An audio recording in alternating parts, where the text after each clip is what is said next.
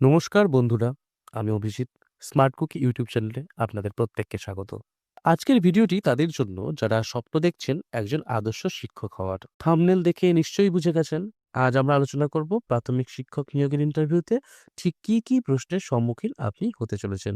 শুধু প্রশ্ন নয়, সেগুলোর যথাযথ এবং সম্ভাব্য স্মার্ট উত্তরও আমি আপনাদের সাথে শেয়ার করব। তাই ভিডিওটি একদম শেষ পর্যন্ত দেখুন। আপনারা স্ক্রিনে এখন যেসব প্রশ্ন দেখতে পাচ্ছেন, যেমন আপনার পরিচয়, কেন আপনি শিক্ষক হতে চান বা একজন আদর্শ শিক্ষকের গুণাবলী, আশা করি এগুলোর উত্তর আপনারা অলরেডি তৈরি করে ফেলেছেন। কারণ এগুলো একেবারে বেসিক প্রশ্ন। যদি না করে থাকেন তবে কমেন্টে জানান, আমি আলাদা ভিডিও করে দেব। আজ আমরা সরাসরি চলে যাব একটু ইনডেপথ এবং টেকনিক্যাল প্রশ্নে, যেগুলো আপনার সিলেকশন নিশ্চিত করতে সাহায্য করবে। প্রথম প্রশ্ন, আপনার মতে প্রাথমিক শিক্ষার মূল উদ্দেশ্য কি?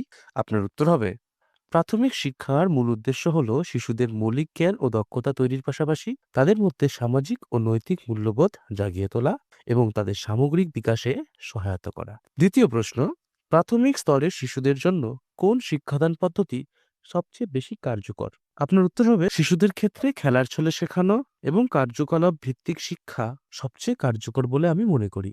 তৃতীয় প্রশ্ন, শিক্ষার্থীদের মধ্যে পাঠ্যপুস্তকের বাইরে আগ্রহ তৈরি করতে আপনি কি করবেন? আপনার উত্তর হবে, আমি বিভিন্ন সহপাঠক্রমিক কার্যক্রম যেমন গল্প বলা, কুইজ এবং অঙ্কন প্রতিযোগিতার আয়োজন করব, যাতে পড়াশোনা তাদের কাছে আনন্দদায়ক হয়। চতুর্থ প্রশ্ন, একজন শিক্ষকের জন্য টিএলএম এর গুরুত্ব কি? টিএলএম পাঠদানকে আরও আকর্ষণীয়, সহজবোধ্য ও কার্যকর করে তোলে। এটি শিক্ষার্থীদের মনোযোগ ধরে রাখতে এবং ধারণাগুলি স্পষ্টভাবে বুঝতে সাহায্য করে। 5 নম্বর প্রশ্ন, প্রাথমিক শিক্ষায় ডিজিটাল প্রযুক্তির ব্যবহার সম্পর্কে আপনার মতামত কি? ডিজিটাল প্রযুক্তি শিক্ষাকে আরও ইন্টারেক্টিভ করে তোলে। এটি শিক্ষার্থীদের নতুন কিছু শেখার সুযোগ করে দেয় এবং তাদের 21 শতকের দক্ষতার জন্য প্রস্তুত করে তোলে। আপনার সবচেয়ে বড় শক্তি এবং দুর্বলতা কি? শক্তি হিসেবে আপনি আপনার আত্মবিশ্বাস ও ধৈর্যের কথা বলতে পারেন। আর দুর্বলতার জন্য এমন কিছু বলুন যা পজিটিভ দেখায়। যেমন আপনি কোনো কাজ হাতে নিলে সেটি সেরাটা দেওয়ার জন্য অতিরিক্ত সময় দিয়ে ফেলেন। এই কথাটাও বলতে পারেন। 7 নম্বর প্রশ্ন, আরটি অ্যাক্ট 2009 এবং এনসিএফ 2005 সম্পর্কে আপনি কি জানেন? আরটি হলো 6 থেকে 14 বছর বয়সী বিনামূল্যে এবং বাধ্যতামূলক শিক্ষার অধিকার। আর এনসিএফ হলো এমন একটি রূপরেখা যা মুখস্থ করার বদলে আন্ডারস্ট্যান্ডিং এবং অ্যাপ্লিকেশনের উপর জোর দেয়। আপনি একজন ভালো শিক্ষক না ভালো ছাত্র হতে চান? আপনার উত্তর হবে, আমি আজীবন একজন ভালো ছাত্র হতে চাই। কারণ প্রতিনিয়ত নতুন কিছু শিখলেই তবে আমি শিক্ষার্থীদের উন্নত শিক্ষা দিতে পারবো।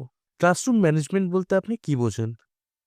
ক্লাসরুম ম্যানেজমেন্ট হলো শ্রেণীকক্ষে একটি সুষ্ঠু এবং অনুকূল পরিবেশ বজায় রাখা, যেখানে শৃঙ্খলা, সময়ের সঠিক ব্যবহার এবং প্রতিটি শিক্ষার্থীর সক্রিয় অংশগ্রহণ নিশ্চিত করা হয়। প্রশ্ন নম্বর 10, শ্রেণীকক্ষে কোনো শিশু গোলমাল করলে আপনি কি করবেন? আপনার উত্তর, আমি শান্তভাবে পরিস্থিতি নিয়ন্ত্রণ করার চেষ্টা করব। প্রয়োজনে শিক্ষার্থীদের মনোযোগ আকর্ষণ করতে কোনো মজার খেলা বা ছড়া বা গল্পের সাহায্য নেব। মনে রাখবেন বন্ধুরা, উত্তর জানার চেয়েও বেশি জরুরি হলো আপনার আত্মবিশ্বাস এবং সততা। উত্তর দেওয়ার সময় ইন্টারভিউয়ারদের চোখের দিকে তাকিয়ে হেসেই কথা বলুন। আশা করি এই প্রশ্ন এবং উত্তরগুলো আপনাদের আত্মবিশ্বাস বাড়িয়ে দেবে। ভিডিওটি ভালো লাগলে লাইক করুন এবং বন্ধুদের সাথে শেয়ার করুন। আর স্মার্ট কুকি চ্যানেলে নতুন হলে সাবস্ক্রাইব করতে ভুলবেন না। আপনাদের ইন্টারভিউর জন্য অনেক অনেক শুভকামনা। দেখা হচ্ছে পরের ভিডিওতে।